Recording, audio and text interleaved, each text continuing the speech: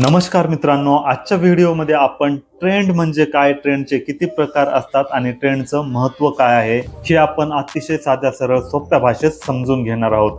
जर या चॅनलवर तुम्ही नवीन असाल तर मी तुम्हाला सांगू इच्छितो की जर तुम्हाला शून्यापासून शेअर मार्केट शिकायचं असेल तर या चॅनलला आजच सबस्क्राइब करा, कारण आपण या चॅनलवर शून्यापासून शेअर मार्केट शिकवणार आहोत।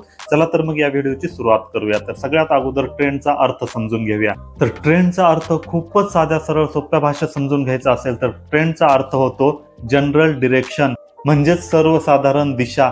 जर कोणता पण तुमच्या समोर चार्ट ओपन केला तर एक दिशा किंवा डिरेक्शन दिसते। आता उदाहरणार्थ हा चार्ट बघा, यामध्ये तुम्हाला काय दिसतं, स्टार्टिंग टू एंड पॉइंट पर्यंत हा चार्ट वर गेलेला आहे एवढं दिसतं ना, म्हणजेच हा स्टॉक वर गेलेला आहे।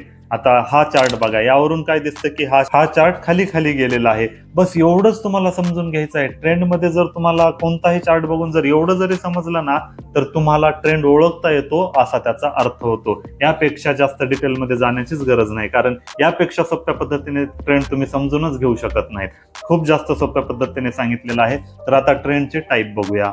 ट्रेंडचे 3 टाईप आहेत। सगळ्यात पहिला आहे अप ट्रेंड। जर शेअर्सची किंमत वर जात असेल तर त्याला अप ट्रेंड म्हटलं जातं। जर शेअर्सची किंमत खाली जात असेल तर त्याला डाऊन ट्रेंड। आणि जर शेअर्सची किंमत खाली पण जात नाही वर पण जात नाही, फक्त एका रेंज मध्येच खालीवर फिरत असते तर त्याला साइडवेज ट्रेंड किंवा साइडवेज मार्केट म्हटलं जातं। असे ट्रेंडचे 3 टाईप असतात। आता या प्रत्येक टाईपवर आपण वेगळा अत्यंत डिटेलमध्ये व्हिडिओ बनवणार आहोत। यामध्ये मी फक्त तुम्हाला टाईप सांगितलेले आहेत।